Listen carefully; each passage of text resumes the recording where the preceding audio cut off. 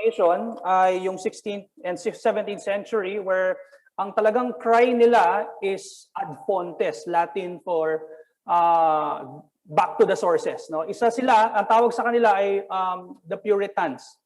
Sila, nung era nila, talagang nire-discover nila yung worship. Ano ba talaga ang tamang worship? Kumbaga, inalis nila kung ano yung worship na itinuro ng mga papis.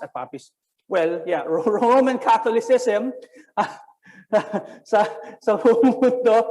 Pero hindi lang worship ang kanilang tinry i-reform. Isa sa mga clear na reformation na ginawa ng mga Puritans ay ang pagkakaroon pagkakaroon ng family worship.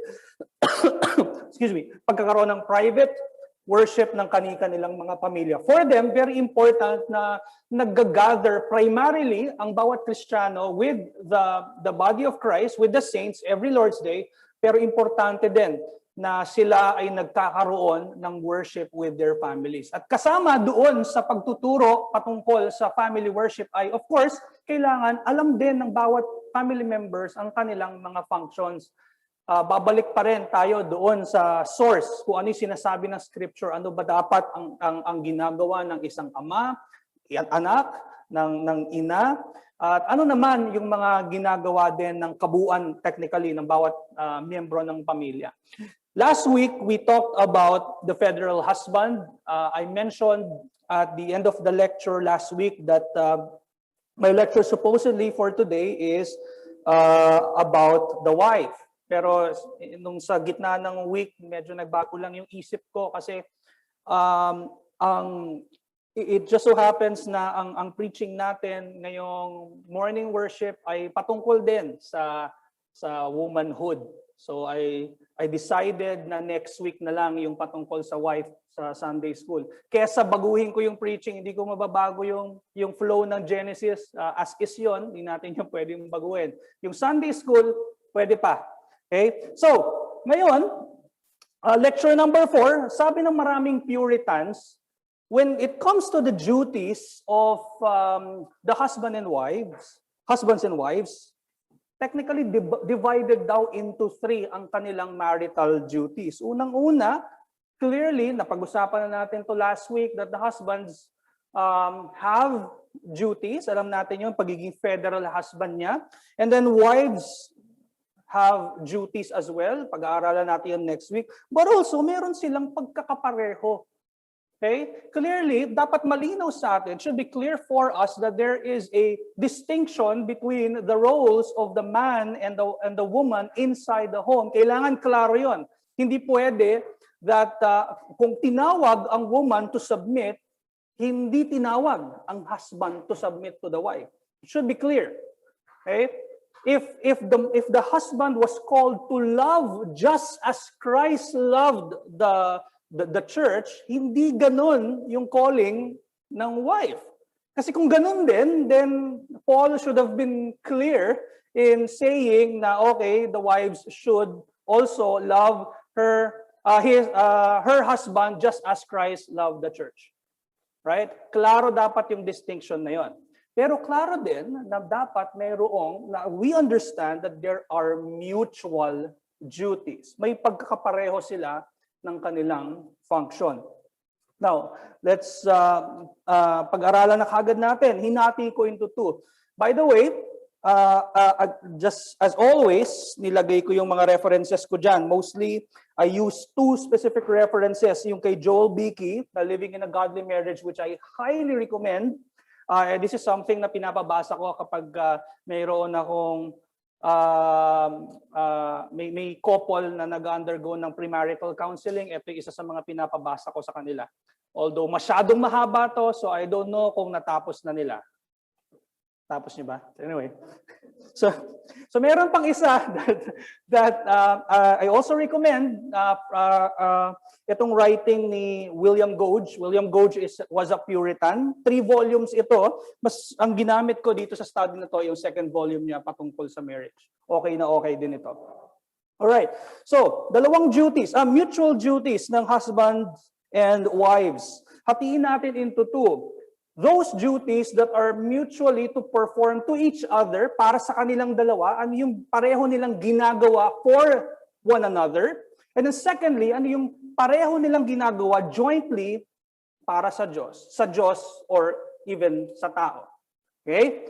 Unahin natin yung una, mutually to perform to each other. These are mutual duties that the husband and the wife share in common for the marriage to go well. What are these? Mutual love. Mutual love. And basically, this is the most fundamental function ng dalawa. Okay? Kung wala itong mutual love, then yung mga next natin sa list natin ay guguho. Wawala yung mga next natin sa list. Walang mutual care, walang mutual chastity if walang mutual love. Like I said a while ago, love specifically is a peculiar role for the husband, as we have noted in Ephesians chapter 5 verse 25. That the husbands, ito yung specific role nila for the wives, sa kanilang mga asawang babae, husbands, love your wives as Christ loved the church and gave himself up for her. But also we can see here that Paul, the same person, commands the wives to love their husbands. In Titus chapter 2, ang konteksto nito ay sumusulat siya kay Titus because Titus was a leader in the church of Crete. Sinasabi niya kung paano dapat mamuhay ang mga members ng church ng Crete. Sabi niya, dapat yung mga older women ay turuan ang mga mas nakababatang babae na hindi sinasabi ni Paul, turuan nyo ng eschatology, turuan nyo ng mga ology, whatever ology. Hindi. Turuan nyo silang magmahal sa kanilang asawa. To love their husbands and children. Mutual love. The husbands should love their wives. The wives should love their husbands. But we need to make that distinction. The wives are not called to love their husbands as Christ loved the church. It is a calling alone for the husband. Ano ibig sabihin nun? We talked about federal headship last week. What kind of love does Christ have for his church? Anong klaseng pagmamahal? It is a kind of love that sanctifies the church. It is a kind of love that allows Christ to present the church to himself and to God the Father. Ganon yung klaseng love na meron si Christ sa kanyang church. And that is the same love that the husband should give the wife. It's not the kind of love the wife should give to the husband. Okay? Yun yung pagkakaiba. Hindi federally, just as Christ. In-explain ko na yung last week what kind of federal love that was, that Christ has for his church. So it is not the wife who actively and responsibly makes sure that the husband is sanctified. It is the husband's job to do that. Na under yon ng responsibility ng husband na continuous ang pagkakaroon ng sanctification sa inyong tahanan. It falls sa responsibility ng husband, hindi sa wife yon. It is not the wife who presents the husband as a beautiful groom. Okay? Baliktad. So anong meron sa pagmamahal ng wife? The love of the wife is shown in her respect, in her service, and even in submission to her husband. So both husband and wife must be sacrificial. Ito na may pagkakapareho nila, dapat ang kanilang pagmamahal ay sacrificial at unconditional. Okay? Hindi po pwede that the woman will only submit if the husband loves. Hindi rin po pwede that the husband will only love if the wife will submit. Hindi po if and then. Hindi ganon ang condition. Walang ganong condition sa sinasabi ni Paul. Sinasabi lang ni Paul, gawin mo to and that's it. Ito yung model mo. Gawin mo to just as kung ano yung pinapakita dito sa atin ni Christ. Sabi ni William Gouge, where love abounds, there all duties will readily and cheerfully be performed. Where love is lacking, there every duty will either be altogether neglected or so carelessly performed that it might as well not be performed at all. So see how important mutual love is. If there is love and if it abounds, there all duties will cheerfully be performed. Sabi rin ni Joel Beakey, let all who marry remember that their mutual love is a precious pearl that must be prized and protected, a flame in their bosoms that must be tended and fueled lest it go out, and a charge from God that they must fulfill. Hence, no one should marry without the grace of mutual love. And once married, none should go a single day without praying for the preservation, increase, and perfection of their marriage. Because God is glorified when the mutual love of our marriages shows forth the mutual love between Christ and His church. So God is glorified if His will, if His purpose for the family is fulfilled.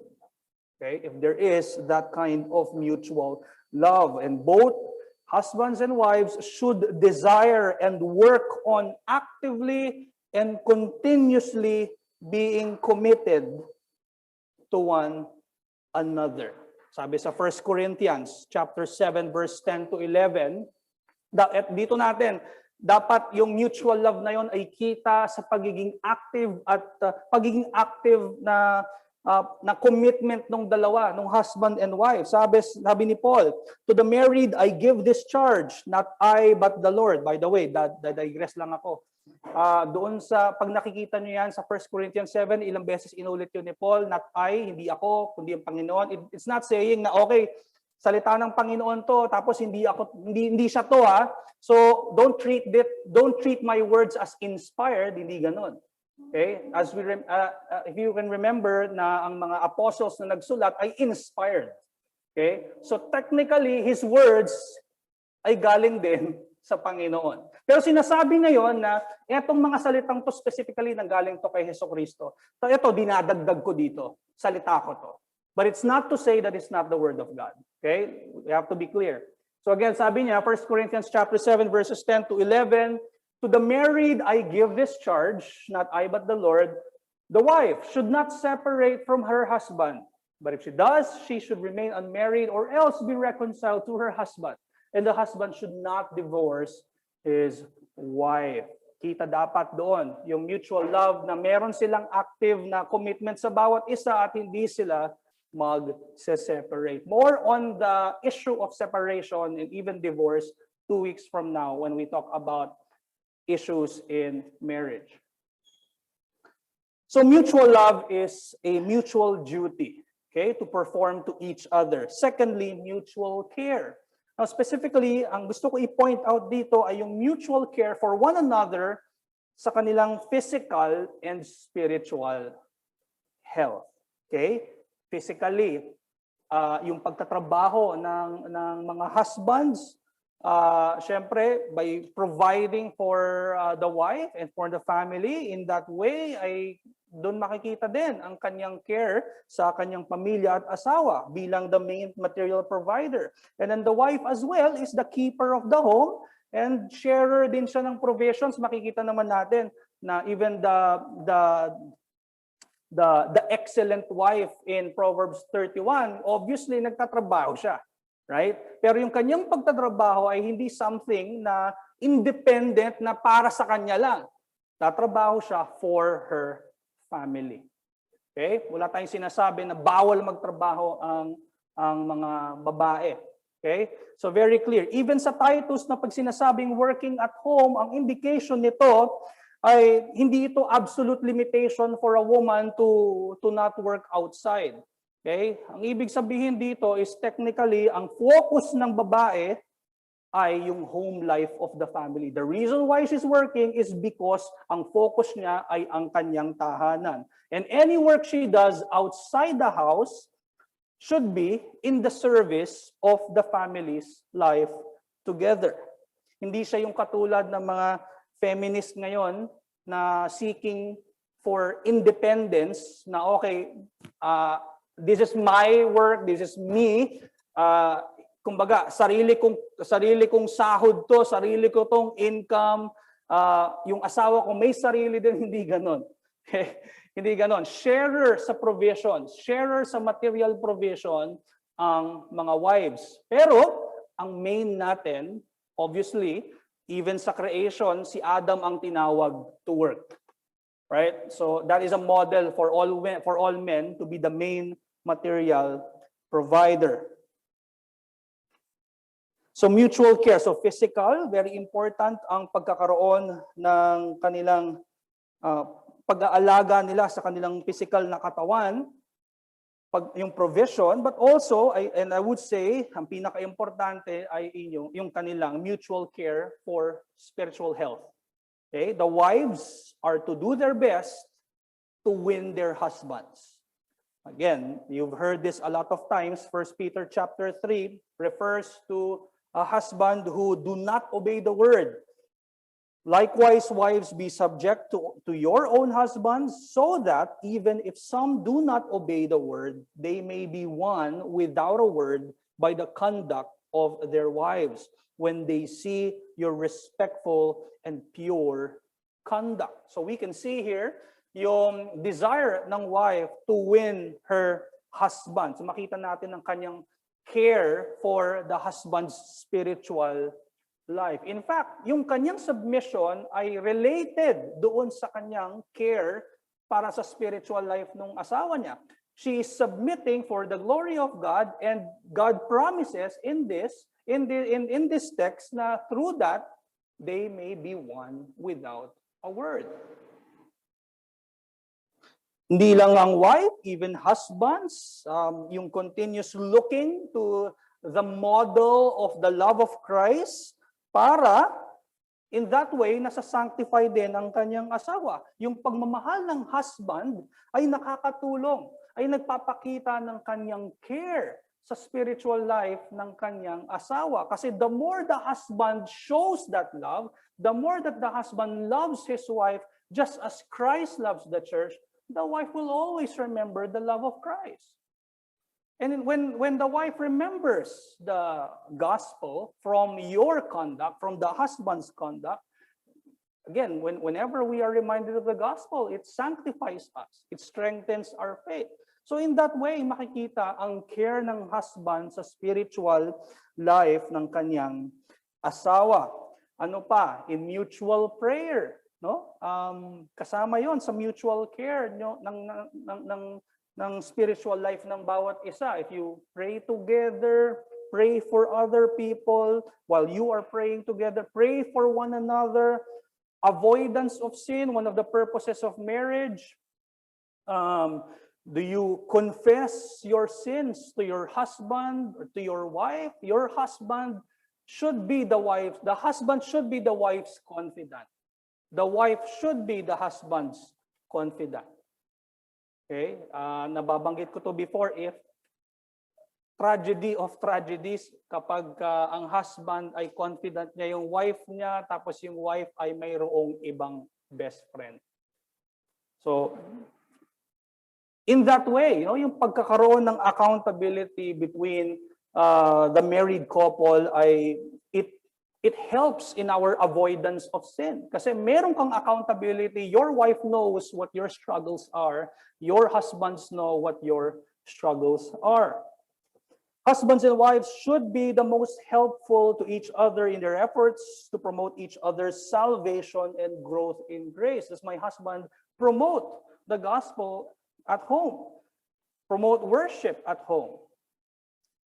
Also, willful neglect of caring for each other's souls would be an outright disobedience to the command of God to live together as heirs with you of the grace of life, just as Peter mentioned, that husbands should live in an understanding way, showing honor to the woman as the weaker vessel, since they are heirs with you of the grace of life. Kasama mo siya na naka-receive ng mga spiritual blessings just as you have received them.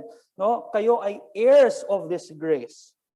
And it will be an outright disobedience if mayroong isa sa inyo na may willful, okay? Willful neglect of caring for each other. Sabi ni Richard Baxter, avoid all dissensions and bear with those infirmities in each other, which you cannot cure. Assuage and not provoke unruly passions, and in lawful things, please each other. May mga nabasa ako ng mga Puritan writings na about marriage, pare-pareho ang kanilang mga phrases, ng mga payo nila sa mga married couples. Please one another. Okay? It doesn't just talk about physically please one another, hindi. Spiritually, please one another, no? Help one another, care for one another, love one another, pero usually yung ginagamit nila, eto, for some reason, please each other. Si Baxter, I think si William Gouge meron din, and yung last quote natin, si William Whately, sinabi din niya yun. But anyway, so, pangatlo, mutual chastity. Wala nang ibang extramarital activities, sexually pure dapat sa asawa mo lamang mo ibinibigay ang iyong body dahil siya meron siyang authority sa iyong body, sabi ni Paul sa 1 Corinthians 7. So mutual chastity is the obligation of both husband and wife to be sexually pure, faithful, and honorable. So, sabi ni William Gouge, chastity of wedlock is that virtue by which the married parties, observing the lawful and honest use of marriage, keep their bodies from being defiled with strange flesh. Especially now, napakaraming temptation sa labas. No? Mag-drive ka lang, napakaraming mga posters dyan sa labas. Hindi ka nga lang lumabas, magstay ka lang sa iyong sa bahay, mag-Facebook ka lang, napakarami na. Okay? So kailangan talaga nating protektahan ng bawat isa. Okay? Ako, I would even say that you confess these things to your spouse para alam ng spouse mo din. Hindi para pagalitan ka, para tulungan ka lalo sa iyong struggle. Remember, one of the purposes of marriage is avoidance of sin.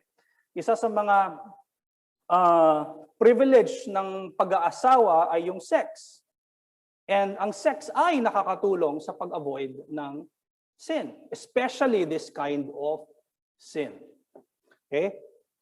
So both husband and wife should freely give their bodies to one another for pleasure and for procreation. 1 Corinthians chapter 7 verse 3 to 4, the husband should give to his wife her conjugal rights, and likewise the wife to her husband. Anong conjugal rights yung sinasabi ni Paul?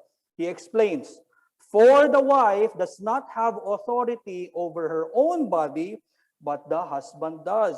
Likewise, the husband does not have authority over his own body, but the wife does.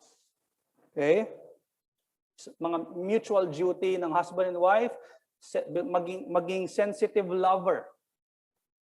Okay? At ibigay ang nais ng asawa. Okay? Yun yung privilege ng marriage na regalo sa atin ng Panginoon. Gift ito ng Panginoon and dapat lang talagang i-enjoy ng mag-asawa. Okay? So pareho silang may duty dito, ang husband and wife. Okay? Now, marahil may times na sinasabi rito ni Paul, if you look at the other, in the next verse actually, merong times that they have to deprive one another. Meron.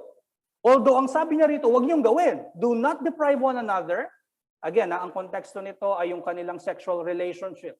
So do not deprive one another except, ito lang yung reason na binigay ni Paul, except perhaps by agreement for a limited time. Okay, maraming cases. Okay?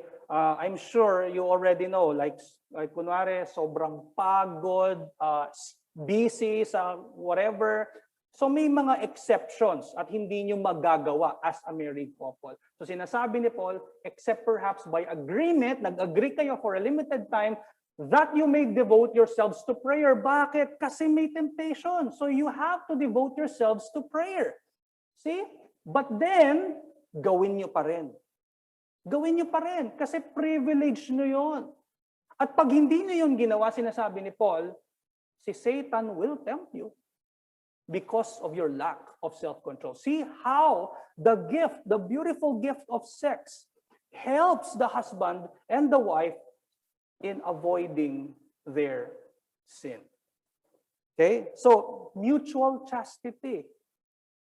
Pure. Dapat ang husband ay para lang sa kanyang wife, ang wife ay para lamang sa kanyang husband. And I'm not just talking about yung mismong physical sexual relationship. Men, when you look, kung ikaw lamang ay titingin, kinlaro yon ni Kristo sa Matthew. Kinlaro niya yon na kung tayo lang ay titingin sa opposite sex with lust. Okay? Hindi niya sinabi na kung you're actually gonna do the deed. And that's adultery. No. Kung ikaw ay titingin at i-entertain mo na sa iyong mind, then you have committed adultery. Nababalik ako doon sa accountability. It is always better to let your wife know about that kind of struggle so that your wife can help you in that struggle. So see how mayroong mutual care sa bawat isa. And that also helps doon sa mutual chastity. Mutual duty ito ng mag-asawa. Wives are commanded to be chaste, Titus chapter 2 verse 5, to be self-controlled and pure. Ang husbands din ay tinawag to be chaste. Okay? Sa Proverbs chapter 5 verse 15, hindi po yan verse patungkol sa tubig or whatever fountain, ito ay patungkol sa sex. Para kang nagbasa ng Song of Solomon. Sabi rito ni Solomon sa kanyang anak, drink water from your own cistern. Flowing water from your own well. Should your springs be scattered abroad, streams of water in the streets, let them be for yourself alone, and not for strangers with you. Let your fountain be blessed, and rejoice in the wife of your youth. A lovely deer, a graceful doe. Let her breasts fill you at all times with delight. Be intoxicated always in her love. Why should you be intoxicated, my son, with a forbidden woman? That's why, son, drink water from your own cistern. And embrace the bosom of an adulteress. Why would you do that? Why should you be intoxicated? Ilang beses ginamit ni Solomon ang forbidden woman na phrase, na term dito sa Proverbs. Pero this talks about, again, the calling of a husband to be chaste. To be pure, sexually pure, at para lamang sa kanyang wife. So mutual love, mutual care, mutual chastity. Now, let's look at the duties that the husband and wife should jointly perform to God and to others. Una, worshiping God. This is something that you should jointly perform. You worship God. Okay? Both corporate, with the saints, and of course, private family worship. Sabi ni Donald Whitney sa kanyang book na Family Worship in the Bible, in History, and in Your Home. I also recommend this book. Kung gusto nyong kung marami tayong questions about family worship, kung paano gawin, and all, kung paano siya, kung kailan siya dapat ginagawa, maganda itong book na to, itong book ni Donald Whitley. I recommend this. Sabi niya, having your family in a Christ-exalting, gospel-centered, Bible-teaching, local church is crucial to Christian parenting. But it is not enough for conveying to your family all you want to teach them about God and your beliefs. Moreover, it is unlikely that exposure to the church once or twice a week will impress your children enough with the greatness and glory of God that they will want to pursue Him once they leave your home. This is why family worship is so important. But even more importantly, God deserves to be worshipped daily in our homes by our families. Now, I understand that not everyone has the time every day, right? But how about even once a week? So it's also a good question to ask sa atin. I'm asking the husbands. So, elements of family worship, ano ba kasi ang ginagawa doon? Read the Bible, pray together, sing hymns to the Lord. Okay, you do that together. Kung meron kayong anak, minsan pwede magpasok ng mga paunti-unting catechisms para at least naiintindihan, nalalaman or nakakabisado man lang ng mga anak yung sagot sa mga catechisms na yon. Alright? So yun yung mga pinaka-main element ng family worship na nilagay ko lang dyan. Read the Bible, pray together, sing praises to the Lord. Up to you na kung paano nyo paano yung liturgy. Sabi ni Joel Beakey, their first and most important duty must be to see that the living God is worshipped in their home and to pray that the knowledge and fear of Him and of His word may be planted in the hearts of their children. Neither father nor mother can work salvation in the hearts of their children. Only God does that. But He does expect parents to use the means He has appointed to fulfill the purpose of His election. Family worship is a mutual responsibility of both husband and wife. They must work together to build up a godly family because it requires their full attention and united devotion. So worshiping God. Secondly, rearing children. So both the husband and wife have these responsibilities of bringing up their children to the knowledge of Jesus Christ. Klaro yon sa Ephesians 6:4.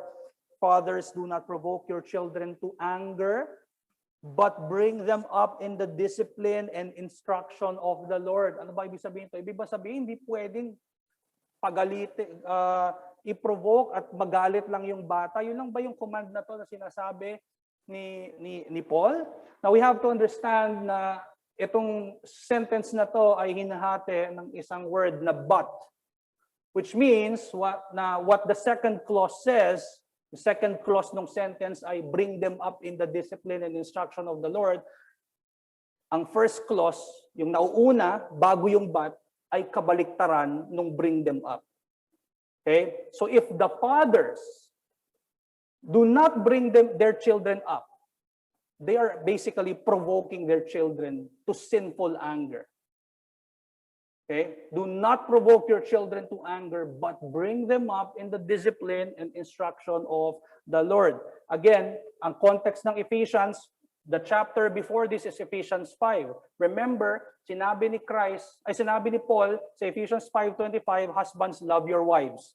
Bakit hindi sinabi rito ni Paul na mothers, do not provoke your children? Sinasabi niya dito na ang fathers talaga, ang talagang head ng family. Siya ang talagang, he has to make sure that this happens at home. It doesn't say, hindi ito prohibition o hindi sinasabi dito na ang wives or mothers, you don't need to bring your children up in the Lord. Hindi. Okay? Actually, nasa 1 Timothy chapter 2 na sinasabi that they have to. They have to bring their children up. That they have to make sure that the children continue in faith. Pero sinasabi ni Paul sa Ephesians 6, it is the father's responsibility to make sure that this happens at home. He is the federal husband. Okay? Responsible. Sabi ni Joel Beakey, our children are God's children, whom He has entrusted to us to raise for Him. He has a special claim on them as the one who blessed and opened the womb. He holds us accountable to teach our children about Him, direct them to Him, urge them to believe in Him, and take Him as their own God. And lastly, serving together. Serve other people. Serve the church. Serve the unbelievers, even, no? Serving our family members.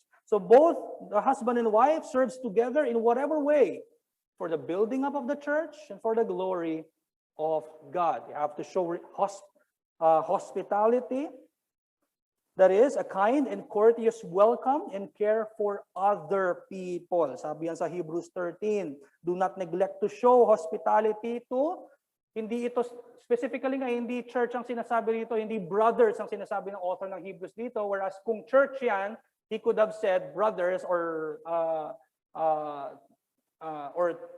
church, I would believe, strangers, for thereby some have entertained angels unaware. Sa Romans 12, contribute to the needs of the saints, o to sa saints, and seek to show hospitality. So, husband and wife should serve together in whatever way. Okay? So, for conclusion, William Whately, again, a Puritan, sa kanyang book na A Bright Bush, next to the pleasing of God, make your main business. Referring to, he's talking to husbands and wives here. Make your main business to please each other. How do you do that? Mutual love, mutual care, mutual chastity. Worship God together, serve together. So these are the things that you can do to please each other. Any questions? Next topic, next week. Ayan na. Final na po yan. Hindi na po magbabago yan. Sana. So, hindi buhay. Question po. Hindi na kasi magtuturo pa si Broden ng singlehood. Questions po about Calvinism. Yung kagabi. Questions?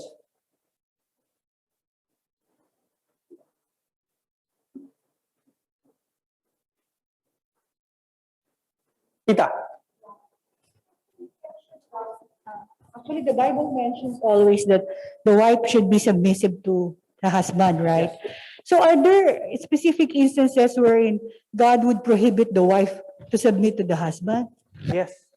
And what are these, Pastor? That's a great question, Tita.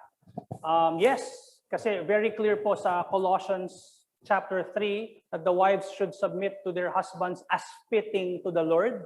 At sinabi rin yun ni Paul sa Ephesians chapter 5 that the wives should submit to the husbands as Christ submits as church submits to Christ. Sorry, thank you. So, ibig sabihin, ang church po ay nagsasubmit sa word ni Christ. If it's not the word of Christ, then dapat hindi po mag-submit yun.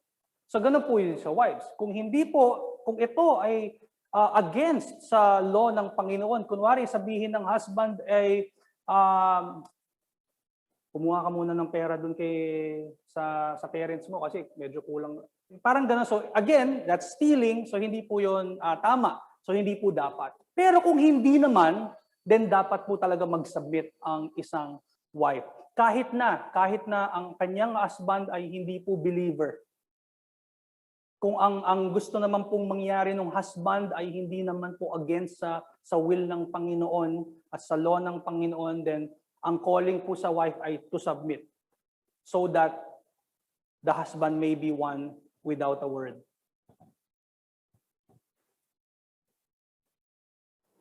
Sige, any more questions? Okay. That's a good question. Yeah. Ano ba? Ayun kay Cecil, na? Scenario, husband is not Christian, wife and son are, who should lead the family worship? Well, obviously, the husband wouldn't be able to, hindi niya kakayanin. So, ako, ang suggestion ko, kung yung son ay able to do it, take advantage of that. And through that, sana ay marinig at maintindihan lalo nung father or nung husband yung gospel galing doon sa son. So take advantage of that. Sabi ni Matt, how about separated or single parents? How do they practice mutually bringing up their child?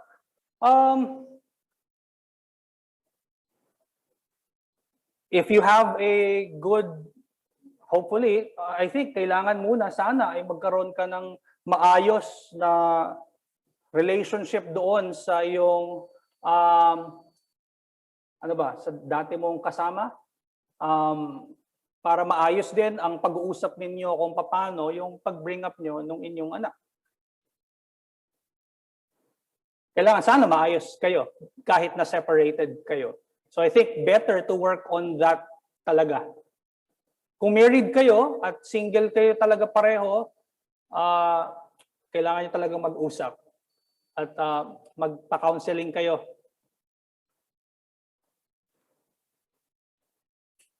Sige, any more questions? Dito po, meron? Si Angge. Is that about biology or ano? Ay, pass. Nanood ako kahapon. Thank you po. Ano po, question lang po, bilang anak po ng parents po natin, paano po makaka-help dun sa magulang if nakikita ng anak na hindi na perform yung duties nung parent niya? Ganun. Right. So just to clarify, ang question mo ay kung paano kapag kayong anak ay hindi niya nakikita na po-perform ng mga magulang niya yung duties nila as parents or even as husband and wife, tama ba? Okay. So question, sila ba ay Christians?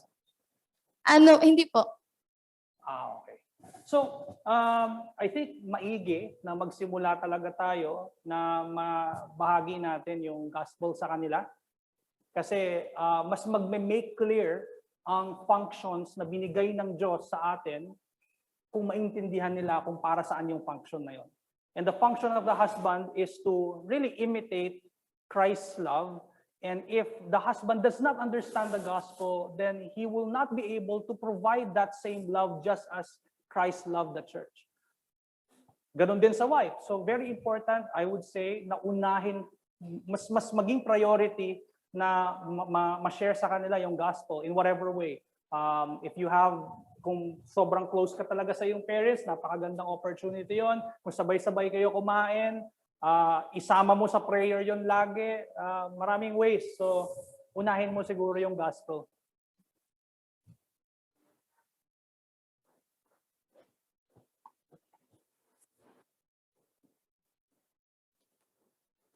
So, si Mike Armas, hi Pastor X, if both believing parents are not working towards making worship regular at home, should the believing child lead? That is a great question, which I think medyo nasagot ko siya kanina, pero yes, you can take advantage of that. Meron akong quotation na hinahanap ko ngayon, na aking shinare last week. Yan, sabi ni James Alexander sa kanyang book na Thoughts on Family Worship.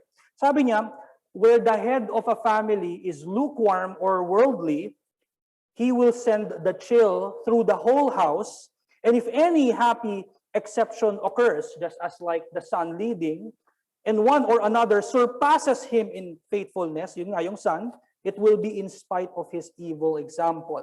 So, obviously, marahil dahil yon sa probably unaware ang parent doon sa bagay na yon, or probably hindi lang niya gusto gawin, hindi natin alam. Pero whatever the reason is, if the believing child can and has that opportunity at pumayag yung parents, go ahead. Take advantage of that kasi all the more na mas kailangan nila yung gospel marinig.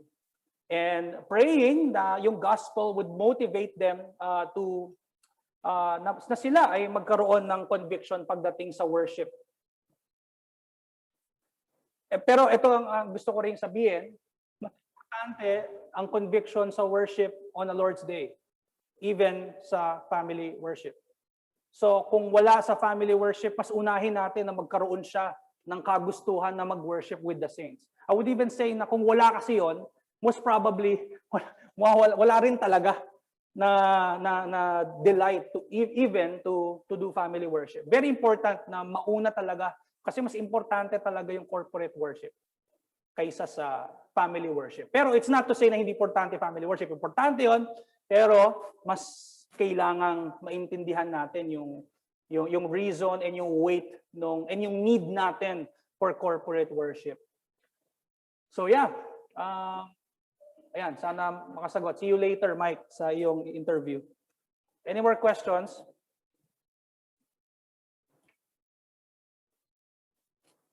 Any more questions po? Meron po tayo mga ilang lectures patungkol po sa family worship in the next months. Unahin lang natin yung about sa family, tapos tsaka po tayo pupunta sa family worship para mas maintindihan po natin. Where we will talk about the scriptural basis ng family worship. Titingin din tayo ng history, ano ba yung ginagawa usually nila, ano yung practice nila. Specifically, titingin po tayo sa era ng Puritans, paano nila ginagawa. So, ayun. So, hopefully, makatulong po sa atin. Any questions po? Wala na? So, gusto ko na rin po i-announce. Itong God-designed family ay, God willing, ay matapos by I think October yata yun. Initially, I was planning to teach yung Roman Catholicism, siguro mga 6 lectures po doon para maintindihan natin. Pero before that, what we're gonna do, although gagawin pa rin po natin Roman Catholicism, before that, after God-designed family, ang gagawin po natin ay magtuturo po ako ng biblical eldership at saka diacony. So, I don't know kung ilang Sundays po yun, pero mayroon tayong need to teach that again para hopefully ay makatulong sa atin sa pagpatuloy ng growth ng ating local church. So, ayun po, para lang din alam niyo po kung ano yung susunod pag natapos natin yung God-designed family.